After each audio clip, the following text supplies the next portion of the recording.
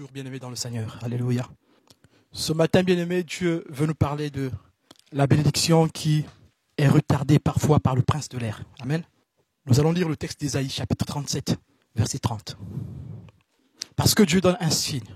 Je ne sais pas si tu as remarqué le signe que Dieu a donné pour ta vie. As-tu vu les signes de Dieu? Mais Dieu dit, les signes ont été là. Peux-tu les reconnaître? Ésaïe chapitre 37, verset 30. Que ceci soit un signe pour toi.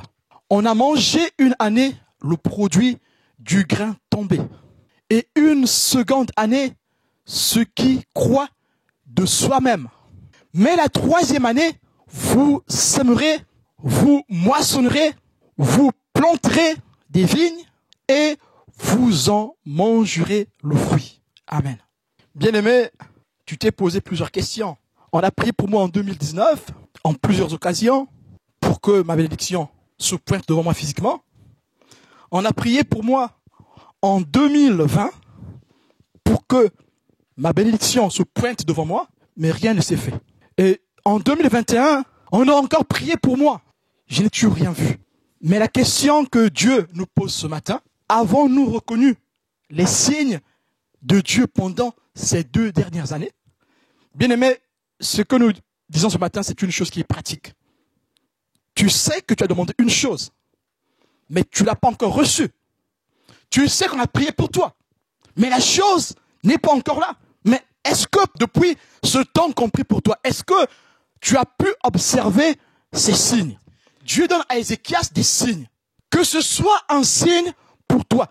Ici, c'est Dieu qui lui donne des signes, mais plus tard dans sa maladie, c'est lui qui va demander à Dieu des signes. Amen. Donc ici, nous avons le comportement du chrétien qui doit demander des signes et qui doit reconnaître les signes. Amen. Pour rentrer pleinement dans ta bénédiction cette année, bien-aimée, il faut que tu aies ces 2 attitudes. L'attitude de reconnaître les signes que Dieu te donne et l'attitude de demander les signes au Seigneur. Bien-aimé, si tu n'as pas la foi, tu ne peux pas demander les signes au Seigneur. Même si je suis le plus indigent du monde, mes enfants me demanderont du pain, n'est-ce pas? Ils me demanderont des jouets, parce que dans leur conscience, papa doit forcément avoir quelque chose. C'est comme ça. C'est papa. Puisque c'est papa, j'ai confiance qu'il me donnera du pain. Alors, dans la foi, je peux demander des signes. Bien-aimés, en cette année, changeons notre façon de prier. Demandons des signes et reconnaissons les signes de Dieu. Amen. Est-ce que quelqu'un d'autre connaît une personne qui a prié en demandant des signes? Moïse, quel est le signe qu'il a demandé? Le serpent. Gédéon dit, si on va se battre pour toi, où sont les signes? Donc il y a quelque chose pour laquelle Dieu doit intervenir. Mais nous voulons un signe pour être convaincus que c'est Dieu qui nous envoie.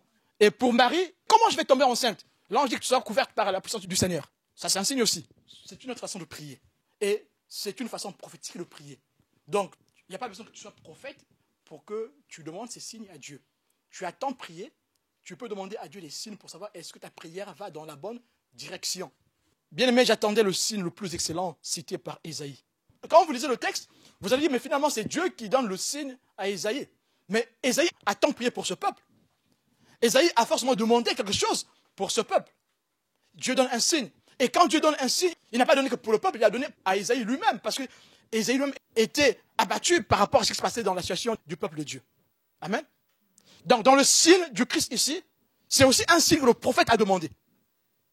Non seulement que c'est un signe que Dieu donne à Ésaïe pour dire au peuple qu'il va se pointer pour les sauver, pour les délivrer, mais il donne aussi ce signe à Ésaïe pour que Ésaïe continue à faire ce ministère qui était dur. Parce qu'Ésaïe travaillait dans le milieu royal. Amen. On attend le signe. Nous aussi, nous pouvons prier. Tu as une situation que tu gères depuis très longtemps dans la prière. Tu n'as pas encore reçu de réponse. Tu peux demander à Dieu un signe. Bien-aimé, parfois, on prie mal. Si tu demandes un signe, Dieu peut te donner un signe pour te montrer que tu pries bien ou tu pries mal. Et ce signe peut être matériel, ce signe peut aussi être spirituel. Dieu peut te donner dans un rêve ou dans une vision ou dans une prophétie 2 choses qui vont se réaliser. Si la première se réalise, alors la seconde se réalisera certainement. C'est un signe. Quand tu dis, Seigneur, montre-moi un signe, ça ne veut pas dire forcément que c'est un signe qui sera physique. Je m'explique. Il y a deux façons de demander des signes. Tu peux dire comme Gédéon, Seigneur, qu'il y ait de la rosée sur cette issue la nuit. Et quand tu te réveilles le matin, il y aura de la rosée dessus. C'est un signe qui est matériel, physique. Mais tu peux aussi dire, Seigneur, montre-moi un signe, juste un signe. Tu ne dis pas ce que c'est. Seigneur, montre-moi un signe que ce que je fais est dans la volonté de Dieu. Mais si tu as demandé avec foi, Dieu te donnera des révélations. Et comment Dieu va procéder? Dieu va te donner deux révélations. Il te montre que ce que tu as demandé, il a exaucé. Et dans cette révélation, il te montre une autre révélation qui va aussi se réaliser. Mais souvent, cette deuxième révélation se réalise avant la première. Et si cette deuxième révélation se réalise, ça veut dire que la première va se réaliser. Parce que Dieu n'est pas un menteur. Il ne peut pas faire une chose et ne pas aller jusqu'au bout. N'est-ce pas? Mais il faut aussi que nous sachions reconnaître les signes de Dieu. Quand nous avons demandé, quels sont les signes que Dieu nous donne? Mais bien aimé, parfois le signe c'est un échec. Et là c'est encore compliqué. Dieu dit que tu vas échouer. C'est un signe. Tu as demandé une chose, mais Dieu te montre que tu vas échouer. Sauf que tu ne veux pas accepter ce signe. Tu veux que Dieu dise que tu vas réussir. Que ceci soit un signe pour toi. On a mangé une année le fruit du grain tombé. Dis-moi, le grain qui est tombé, c'est toi qui l'as planté? C'est toi qui l'as arrosé? Non. C'est un grain qui est tombé. Et une seconde année, ceux qui croient de soi-même, les prunes qui poussent dans la savane, c'est toi qui les as plantés? Mais tu vas en manger. Est-ce que c'est toi qui as planté cela? Non. Vous voyez que dans les deux premières bénédictions, ce n'est pas l'homme qui va cueillir. S'il ne tombe pas, il faut le cueillir, n'est-ce pas? Donc pour cueillir un fruit, il faut quoi? Il faut travailler. Non? Si c'est des prunes, il faut sauter pour les attraper. Ou prendre un crochet, n'est-ce pas? Mais la première année, le signe est que le grain tombe tout seul. Toi, tu ne fais que le ramasser et tu le manges. Est-ce que tu peux choisir quand il tombe ou pas le grain? On peut choisir. Bon, je choisis que ça sera ce matin, le grain va tomber. Tu vas t'asseoir. J'attends jusqu'à ce qu'il tombe. Non, c'est pas toi qui décides quand il tombe le grain. C'est Dieu qui décide quand est-ce qu'il va tomber. Mais toi, il faut juste que tu sois là au bon moment, au bon endroit. Amen. Il faut avoir la capacité spirituelle d'observer ce signe, d'observer que le temps est venu maintenant pour que le fruit tombe. Mais toi, ces 2 dernières années, en 2019, les fruits sont tombés. Tu les as ramassés, tu les as mangés. Il faut que tu te poses la question. Vous voyez que dans les 2 premières bénédictions, l'homme n'a aucun contrôle. L'homme n'a aucun contrôle. Dans les 2 premières bénédictions, tout est grâce. Ça descend comme ça, ou pas. Mais c'est un signe. Mais est-ce que tu as saisi ce signe? Bien-aimé, si le grain tombe, et que toi tu n'es pas prêt, tu es dans les lamentations, pas de Jérémie, dans tes lamentations à toi. En 2019, tu as écrit un livre de lamentation. Pas un livre d'adoration, ou de glorification, ou d'action de grâce, mais tu as écrit un livre de lamentation, de regret, d'angoisse, ou de peur. La peur de l'avenir. En 2020, oh, n'en parlons plus. Quand ce grain tombe, tu ne pourras pas le manger. Dites-moi, vous pensez qu'on peut se rassasier, bien-aimé, avec les grains qui tombent? Ce n'est pas toi qui mesures quand il tombe ou pas. S'il tombe un seul, tu le prends. Mais est-ce que tu reconnais que c'est un signe? Le seul grain qui est tombé. Dans le grain qui tombe, là, bien-aimé, il faut que tu glorifies le Seigneur. Si tu avais reconnu que c'est Dieu qui a fait tomber le grain, tu l'aurais glorifié. Alors il t'aurait préparé à manger ce qui pousse soi-même. Vous voyez la démarche? Si tu n'arrives pas à déceler que c'est Dieu qui fait tomber le grain, cette bénédiction que tu as méprisée pendant toute une année, pendant 2019, tu l'as méprisée cette bénédiction, tu l'as méprisée. Ah, mais ce n'est qu'un grain qui est tombé du ciel. Parfois tu dis non, mais non, ce n'est qu'un grain que moi j'ai cueilli. Non, c'est tombé, mais tu l'as méprisé. Comment veux-tu passer à la deuxième bénédiction, la deuxième année, où tu vas moissonner ce que tu n'as pas semé? Et dites-moi, là encore, est-ce que tu peux prévoir ce qui va pousser? Quand ça pousse tout seul? Quand ça croît tout seul? Tu peux prévoir ce que tu vas récolter? Est-ce que tu sais là où tu vas les récolter? Non, tu ne sauras pas là où on récolte. Ça sera par hasard, entre guillemets bien sûr, parce qu'en Christ, il n'y a pas le hasard. Et une seconde année, ceux qui croient de soi-même, tu ne peux pas prévoir où va pousser le folon. Tu ne peux pas prévoir. Il faut que tu passes par là, avant que quelqu'un d'autre vienne cueillir le fruit. Mais si tu étais distrait, tu ne peux pas passer par là si tu es distrait. Mais si tu n'as pas reconnu que c'est la grâce de Dieu, tu ne pourras pas bénéficier de ce fruit qui pousse tout seul. Et là, celui qui ne passe pas par ces deux-là n'arrivera jamais ici. Vous voyez, bien aimé, si je sème, je sais ce que je vais récolter. Et pourtant, il n'y avait pas des programmes informatiques ou des simulations scientifiques pour arriver à savoir ce que tu vas récolter. Mais la Bible dit, si tu sèmes quelque chose, tu vas récolter ce que tu as sémé. Ça veut dire que celui qui sème, c'est ce qu'il récolte. Tu ne peux pas sémer le maïs et récolter l'arachide. Ce n'est pas possible. Tu ne peux pas planter 2 manguiers et récolter 10 manguiers. Tu as planté 2 manguiers, ce sont les 2 manguiers qui vont pousser. Amen. Mais il y aura beaucoup de fruits. Donc, quand tu sèmes, tu peux prévoir ce que tu vas récolter, n'est-ce pas? Tu sais ce que tu vas récolter. Alors, ta provision pour les années qui vont suivre, tu pourras les calculer. Alors, si je sème quelque chose aujourd'hui, le blé aujourd'hui, si je sème une bonne quantité, je sais que ce blé, je pourrais le manger pendant les 10 années à venir. Amen. Alors, ceux qui veulent me dire que notre Dieu, ce n'est pas un Dieu qui planifie, je suis désolé. Celui qui sème, c'est ce qu'il récolte. Notre Dieu, c'est un Dieu qui planifie. Ici, juste ça là, cette bénédiction, nous montre que notre Dieu est un Dieu qui planifie. Il veut que nous sémions, mais nous savons ce que nous allons récolter. Alors, nous pouvons planifier notre moisson. Mais la 3e année, vous sèmerez, vous moissonnerez, vous planterez des vignes et vous en mangerez le fruit. Amen. Vous voyez que ce fruit ici, tu le manges à ta guise, n'est-ce pas? Mais là, les 2 premiers là, tu prends ce que tu as trouvé. Hein. Si c'est un seul, tu le manges. Bien-aimé, ce matin, Dieu veut nous dire que si nous voulons rentrer dans la pleine bénédiction, la moisson ici, c'est la pleine bénédiction. Si nous voulons rentrer dans la pleine bénédiction, nous devons commencer à être reconnaissants. Je dois reconnaître ici que c'est Dieu qui fait. Dans le peu que j'ai eu là, c'est Dieu qui a fait. La reconnaissance. Ce qui pousse tout seul, ce sont les efforts des autres. Dieu nous pousse à croître dans le Seigneur au travers des efforts des autres. Mais ici, Dieu veut maintenant que nous puissions faire des efforts, bien-aimés.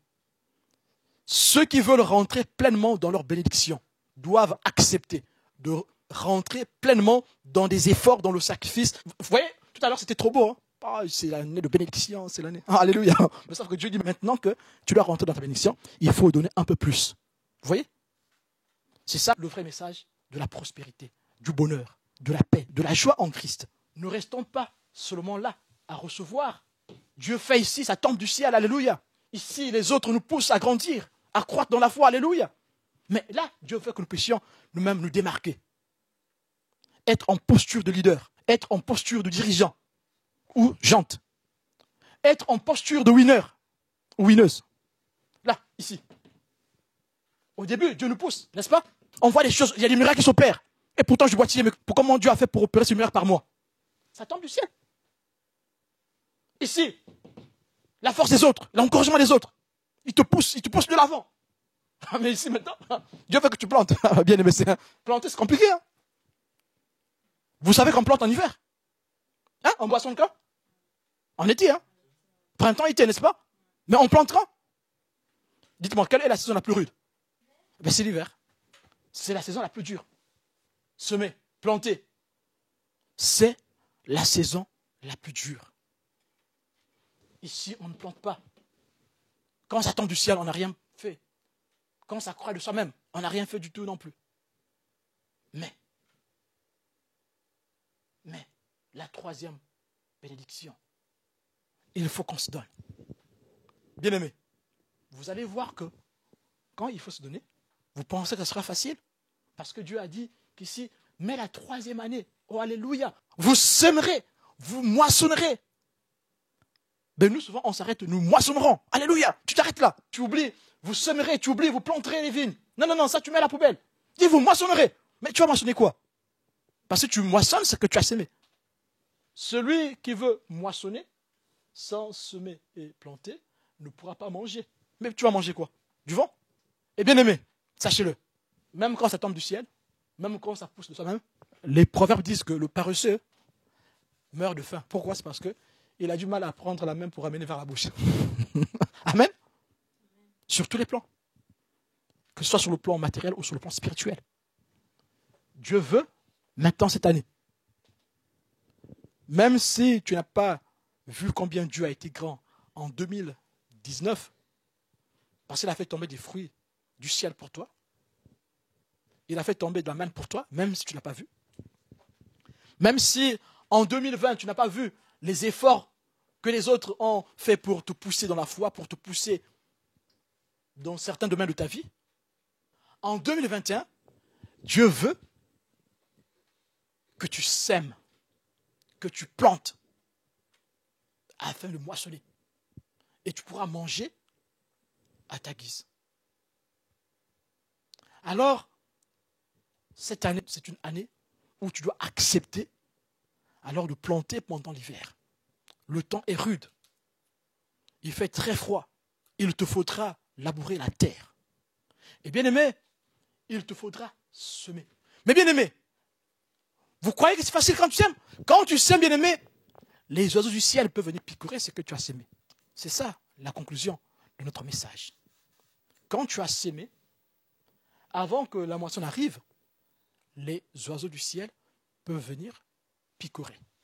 Quand tu as semé, bien-aimé, si tu ne surveilles pas la plantation, elle peut flétrir, elle peut se dessécher. Et vous croyez que c'est facile tout ça? Non. Vous allez me dire, mais je vais planter d'un seul coup, après je vais me reposer, et au printemps, en été, je vais récolter. Non.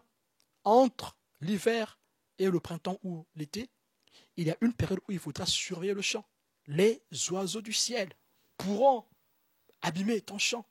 Les insectes pourront abîmer ton champ. S'il n'y a pas assez de pluie, ton champ ne pourra rien te produire. Alors il faudra surveiller tout ça. Et c'est là que Dieu dit que depuis la première année, cette personne qui vit cette bénédiction est déjà bénie. Spirituellement, elle est rentrée dans sa bénédiction. Mais c'est la 3e année qu'il doit vivre cette bénédiction de façon physique. Mais pour cela, il faut qu'il s'y mette. Nous avons parlé des oiseaux, des insectes, nous avons parlé du temps, de l'entretien, de la surveillance, de la plantation. Mais que veulent dire ces choses? Satan peut bloquer la bénédiction que tu vas recevoir. D'où les oiseaux qui viennent picorer, d'où les insectes qui viennent détruire. Vous connaissez l'histoire de Daniel. Daniel fait un programme de 21 jours, où il jeûne, il prie, mais le roi de Perse vient freiner sa bénédiction. Il fallait que l'ange de Dieu vienne pour combattre ce prince de l'air, afin que Daniel reçoive sa réponse, afin que Daniel reçoive sa bénédiction. Et pourtant, c'était l'année de bénédiction pour Daniel. Mais Satan s'est manifesté pour combattre la bénédiction de Daniel. Le prince de l'air s'est levé. Et bien aimé, le Seigneur dit que tes faveurs sont là, mais le prince de l'air va essayer de les bloquer. Mais il faut que nous soyons debout, comme Daniel. Bien aimé, je vous l'assure, si Daniel avait arrêté de prier après cette résistance, il n'allait pas recevoir sa bénédiction. Ça allait tarder, encore et encore. Si Daniel avait arrêté la prière, l'ange n'allait pas continuer à se battre. La Bible dit que Dieu a mis au service de l'Église son armée, dont les anges, n'est-ce pas? Mais si l'armée baisse les bras, est-ce que les anges vont encore combattre pour l'armée? Non.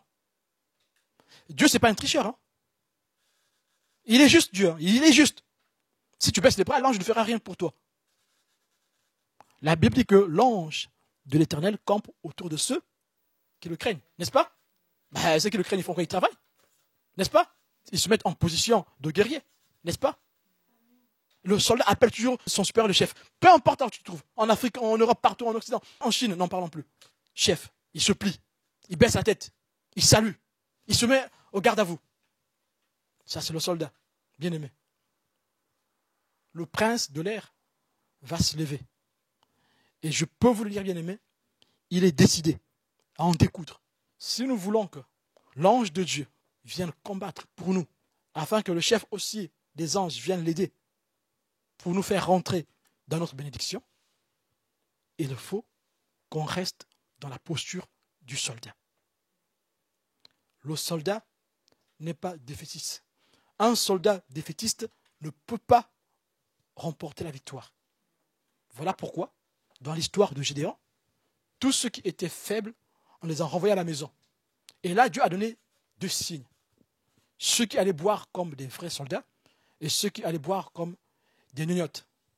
Nous avons ici la position du soldat. pour éviter que Satan vienne freiner notre bénédiction, nous devons nous mettre debout, rester en position de soldat. Car le vrai soldat n'est pas défaitiste. Le vrai soldat ne doute pas. Il ne doute ni de son supérieur, ni de ce qu'il est. Il se donne. S'il faut mourir pour la patrie, il meurt pour la patrie. C'est notre posture. Parce que les oiseaux viendront picorer les grains que nous avons semés. S'ils picorent les grains, nous ne pourrons pas en manger les fruits. Les fruits, ce sont les bénédictions que Dieu nous donne. Alors travaillons, restons debout. Bien-aimés, je peux vous assurer, l'ennemi est debout. Il est debout vraiment, il ne veut pas que tu rentres dans ta bénédiction. Il ne veut pas que nous rentrions dans notre bénédiction. Mais gloire soit rendue au Seigneur. Car il a envoyé son esprit pour nous l'avertir, pour que nous restions debout. Bien-aimé, si tu sais que les 2 premières années, tu n'as pas été en posture de reconnaissance, car le bon soldat, c'est celui qui est reconnaissant, toujours reconnaissant. Parce que s'il n'est pas reconnaissant, il ne peut pas obéir à son supérieur, à son chef. Donc si nous sommes des bons soldats, nous devons obéir à notre chef. Et ici, si tu reconnais que tu n'as pas obéi à ton chef bien-aimé, qui est le Christ bien-aimé, tu peux te repentir encore. Tu peux prendre la décision cette année d'être un vrai soldat, un vaillant soldat. Tu peux lui faire la promesse de rester debout par sa force, afin que ta moisson vienne, afin que ton champ ne soit pas dévasté par l'ennemi. Amen.